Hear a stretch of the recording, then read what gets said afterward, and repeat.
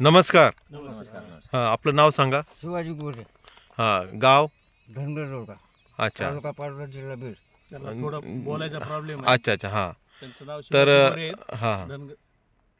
राहणार ते मूळ धनगर जवळचे, तालुका हं. पाटोदा, जिल्हा बीड. हं, हं. आणि आपण सरांना मार्गदर्शन करणारे पवळ साहेब आहात. हो. आणि कशा पद्धतीने आपण यांना ट्रीटमेंट दिली होती. आपल्या AWPLचं PGPR आणि इको हरियाली हे प्रोडक्ट, हे जे काही कांद्याचं क्षेत्र आहे यामध्ये आपण वापरलेलं आहे. किती क्षेत्र आहे सर हे तरी? साधारण एक एकर आहे. 1 एकर हा कांदा आहे. आणि याच्यामध्ये आपण हे 2 प्रोडक्ट वापरले होते. किती दिवस झाले वापरून? 8 ते 10 दिवस झाले. 8 ते 10 दिवस झाले आहे ना. आणि त्याच्यामध्ये तुम्ही हे कसं वापरलं होतं? त्यांना सांगितलं होतं की एक ड्रम 200 लिटर ड्रम मध्ये पाणी टाकायला सांगितलं होतं. हं, त्याच्यामध्ये हे दोन्ही मिक्स करायला सांगितलं होतं हं. हलवून, आणि तुटी चालू करा आणि पाठपाण्याने पाट सोडलं. पाण्यानं सोडायचं बरं, हे होतं. सोडण्याच्या अच्छा. आधी हं. ह्या प्लॉटची अवस्था काय होती त्याच्या आधी मला एक थोडीशी शंका वाटते इथं की काही कांदा अगदी चांगला पोचलाय आणि काही कांदा बारीक आहे. त्याचं कारण काय आहे?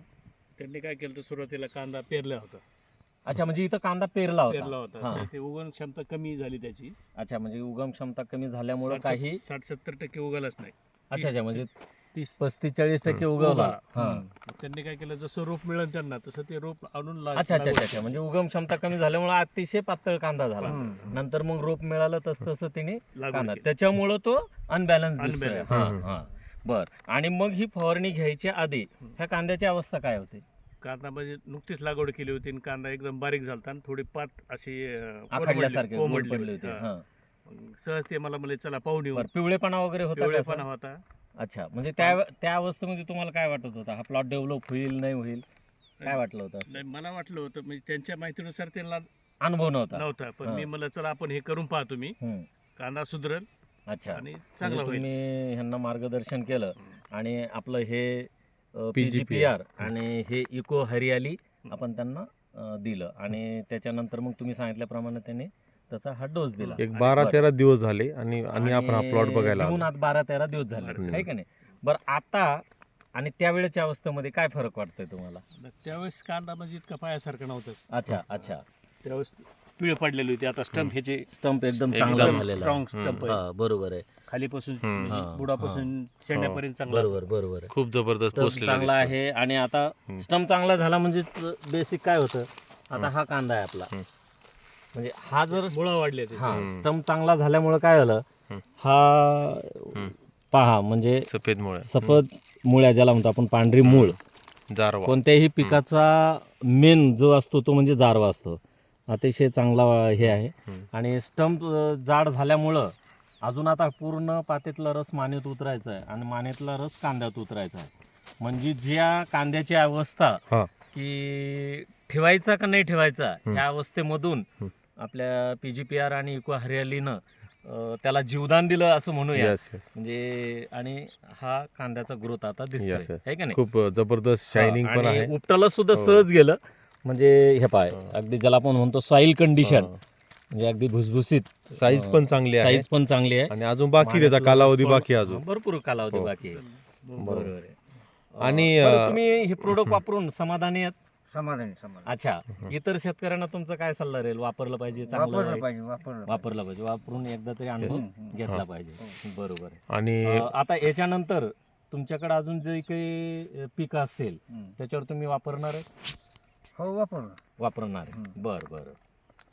आणि एक जर बघितलं आपण तर या ठिकाणी जो कांदा आहे, आता बघा, जरी इम्बॅलन्स म्हणतोय आपण पेरणीमध्ये किंवा नंतर लागवड काही झाला तरी सुद्धा त्यांचे शेंडे बघा तुम्ही, प्रत्येक ठिकाणी कसल्याच प्रकारचं त्या ठिकाणी आपल्याला समस्या नाहीये. दिसत नाही, व्हायरस दिसत नाहीये. हं. सगळे स्टेम पिवळेपणा नाही. सरळ आहे. बघा कुठं पण बघा, सगळीकडे नजर हे करा आपण, की खूप सुंदर असा प्लॉट हा तयार झालेला आहे.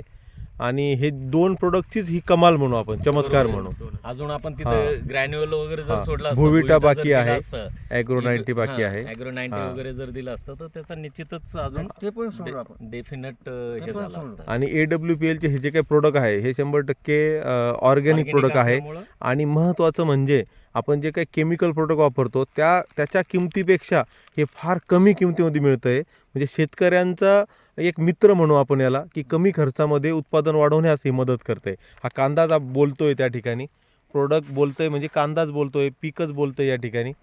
सुंदर असा रिझल्ट या ठिकाणी आपण घेतलेला आहे. त्यानिमित्त मार्गदर्शक पवळ साहेब आपलं या ठिकाणी अभिनंदन या ठिकाणी करतो. आणि गिरी सर जे की संभाजीनगरहून वारंवार या ठिकाणी येतात आणि आपल्या सर्वांना मार्गदर्शन करतात. तर या ठिकाणी आपण अशी माहिती सुंदर अशी दिली, त्याबद्दल आम्ही आभारी आहोत. आणि याच्याबद्दल आपण इतर शेतकऱ्यांना सुद्धा सल्ला या ठिकाणी द्यावा की ह्या प्रोडक्टचा वापर करा आणि आपली उन्नती करून घ्या. ओके, धन्यवाद, थँक्यू. जय- जय